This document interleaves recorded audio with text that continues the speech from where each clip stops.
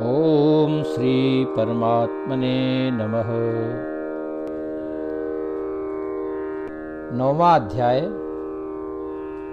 श्री भगवान बोले, तुझ दोष दृष्टि रहित भक्त के लिए इस परम गोपनीय विज्ञान सहित ज्ञान को पुनः भली भांति कहूँगा, जिसको जानकर तू दुख रूप संसार से मुक्त हो जाएगा।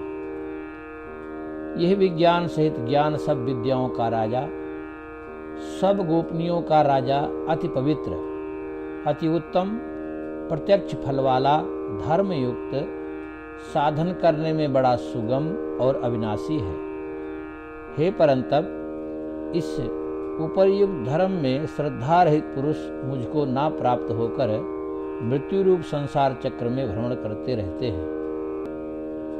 मुझ निराकार परमात्मा से ये सब जगत जल से बर्फ के सदृश परिपूर्ण है और सब भूत मेरे अंतर्गत संकल्प के आधार स्थित हैं, किंतु वास्तव में मैं उनमें स्थित नहीं हूँ। वे सब भूत मुझ में स्थित नहीं हैं, किंतु मेरी ईश्वरीय योग शक्ति को देख कि भूतों का धरण पोषण करने वाला और भूतों को उत्पन्न करने वाला भी मेरा आत्मा वास्तव में भूतों में स्थित नहीं है। जैसे आकाश से उत्पन्न सर्वत्र विचरने वाला महान वायु सदा आकाश में ही स्थित है, वैसे ही मेरे संकल्प उत्पन्न होने से संपूर्ण भूत मुझ में स्थित हैं, ऐसा जान। हे अर्जुन, कल्पों के अंत में सब भूत मेरी प्रकृति को प्राप्त होते हैं, अर्थात प्रकृति में लीन होते हैं, और कल्पों के आदि में उनको मैं फिर रचता हूँ। अपनी प्रकृति को अंगीकार करके स्वभाव के बल से परतंत्र हुए संपूर्ण भूत समुदाय को बार बार उनके कर्मों के अनुसार रचता हूँ। हे अर्जुन, उन कर्मों में आसक्ति रहित और उदासीन के सदृश स्थित मुझ परमात्मा को वे कर्म नहीं बांधते। हे अर्जुन, मुझ अधिष्ठाता के सकाश से प्रकृति चराचर सहित सर्व जगत को रचती है, और इस हेतु से ही यह संसार चक्र घूम रहा है। मेरे परम भाव को ना जानने वाले मूढ़ लोग मनुष्य शरीर धारण करने वाले मुझ संपूर्ण भूतों के महान ईश्वर को तुच्छ समझते हैं, अर्थात अपनी योग माया से संसार के उद्धार के लिए मनुष्य रूप में विचरते हुए मुझ परमेश्वर को साधारण मनुष्य मानते हैं। वे व्यर्थ आशा और व्यर्थ कर्म और व्यर्थ ज्ञान वाले विक्षिप्त चित्त अज्ञानी जन राक्षसी, आसुरी और मोहिनी प्रकृति को ही धारण किए रहते हैं। परंतु हे कुंती पुत्र, दैवी प्रकृति के आश्रित महात्मा जन मुझको सब भूतों का सनातन कारण और नाश रहित अक्षर स्वरूप जानकर अनन्य मन से युक्त होकर निरंतर भजते हैं। वे दृढ़ निश्चय वाले भक्तजन निरंतर मेरे नाम और गुणों का कीर्तन करते हुए तथा मेरी प्राप्ति के लिए यत्न करते हुए और मुझको बार बार प्रणाम करते हुए सदा मेरे ध्यान में युक्त होकर अनन्य प्रेम से मेरी उपासना करते हैं।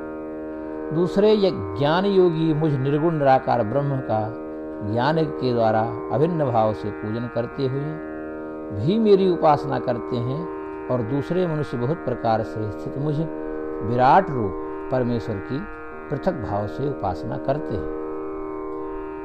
क्रतु मैं हूँ, यज्ञ मैं हूँ, स्वधा मैं हूँ, औषधि मैं हूँ, मंत्र मैं हूँ, घृत मैं हूँ, अग्नि मैं हूँ, और हवन रूप क्रिया भी मैं ही हूँ।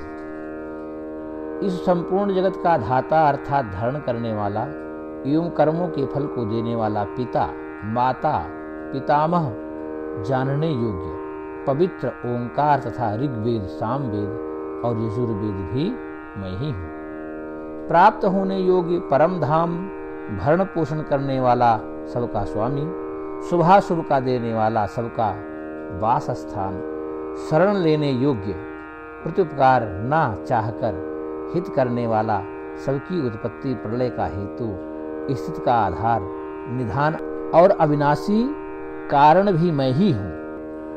मैं ही सूर्य रूप से तपता हूँ, वर्षा का आकर्षण करता हूँ और उसे बरसाता हूँ। हे अर्जुन, मैं ही अमृत और मृत्यु हूँ और सत असत भी मैं ही हूँ। तीनों वेदों में विधान किए हुए सकाम कर्मों को करने वाले, सोमरस को पीने वाले पाप रहित पुरुष मुझको यज्ञों के द्वारा पूजकर स्वर्ग की प्राप्ति चाहते हैं। वे पुरुष अपने पुण्यों के फलस्वरूप स्वर्ग लोक को प्राप्त होकर स्वर्ग में दिव्य देवताओं के भोगों को भोगते हैं। वे उस विशाल स्वर्ग लोक को भोग कर पुण्य क्षीण होने पर मृत्यु लोक को प्राप्त होते हैं। इस प्रकार स्वर्ग के साधन स्वरूप तीनों वेदों में कहे हुए सकाम कर्म का आश्रय लेने वाले और भोगों की कामना वाले पुरुष बार बार आवागमन को प्राप्त होते हैं, अर्थात पुण्य के प्रभाव से स्वर्ग में जाते हैं और पुण्य क्षीण होने पर मृत्यु लोक में आते हैं। जो अनन्य प्रेमी भक्तजन मुझ परमेश्वर को निरंतर चिंतन करते हुए निष्काम भाव से भजते हैं, उन नित्य निरंतर मेरा चिंतन करने वाले पुरुषों का योगक्षेम मैं स्वयं प्राप्त कर देता हूँ। हे अर्जुन, यद्यप श्रद्धा से युक्त जो सकाम भक्त दूसरे देवताओं को पूजते हैं, वे भी मुझको ही पूजते हैं, किंतु उनका वो पूजन अविधि पूर्वक अर्थात अज्ञान पूर्वक है। क्योंकि संपूर्ण यज्ञों का भोक्ता और स्वामी भी मैं ही हूँ, परंतु वे मुझ परमेश्वर को तत्व से नहीं जानते, इसी से गिरते हैं, अर्थात पुनर्जन्म को प्राप्त होते हैं। देवताओं को पूजने वाले देवताओं को प्राप्त होते हैं, पितरों को पूजने वाले पितरों को प्राप्त होते हैं, भूतों को पूजने वाले भूतों को प्राप्त होते हैं और मेरा पूजन करने वाले भक्त मुझको ही प्राप्त होते हैं। इसलिए मेरे भक्तों का पुनर्जन्म नहीं होता। जो कोई भक्त मेरे लिए प्रेम से पत्र, पुष्प, फल, जल आदि अर्पण करता है, उस शुद्ध बुद्धि निष्काम प्रेमी भक्त का प्रेम पूर्वक अर्पण किया हुआ वह पत्र पुष्पादि मैं सगुण रूप से प्रकट होकर प्रीत सहित खाता हूँ। हे अर्जुन, तू जो कर्म करता है, जो खाता है, जो हवन करता है, जो दान देता है और जो तप करता है, वो सब मेरे अर्पण कर। इस प्रकार जिसमें समस्त कर्म मुझ भगवान के अर्पण होते हैं, ऐसे संन्यास योग से युक्त चित्त वाला तू शुभाशुभ फल स्वरूप कर्म बंधन से मुक्त हो जाएगा और उनसे मुक्त होकर मुझको ही प्राप्त होगा। मैं सब भूतों में समभाव से व्यापक हूँ, ना कोई मेरा अप्रिय है ना प्रिय है, परंतु जो भक्त मुझको प्रेम से भजते हैं वे मुझ में हैं और मैं भी उनमें प्रत्यक्ष प्रकट हूँ। यदि कोई अतिशय दुराचारी भी अनन्य भाव से मेरा भक्त होकर मुझको भजता है तो वह साधु ही मानने योग्य है, क्योंकि वो यथार्थ निश्चय वाला है, अर्थात उसने भली भांत निश्चय कर लिया है कि परमेश्वर के भजन के समान अन्य कुछ भी नहीं है। वो शीघ्र ही धर्मात्मा हो जाता है और सदा रहने वाले परम शांत को प्राप्त होता है। हे अर्जुन, तो निश्चय पूर्वक सत्य जान कि मेरा भक्त नष्ट नहीं होता। हे अर्जुन, स्त्री, वैश्य, शूद्र और पाप योनि, चांडाल आदि जो कोई भी हो, वे भी मेरे शरण होकर परम गति को ही प्राप्त होते हैं।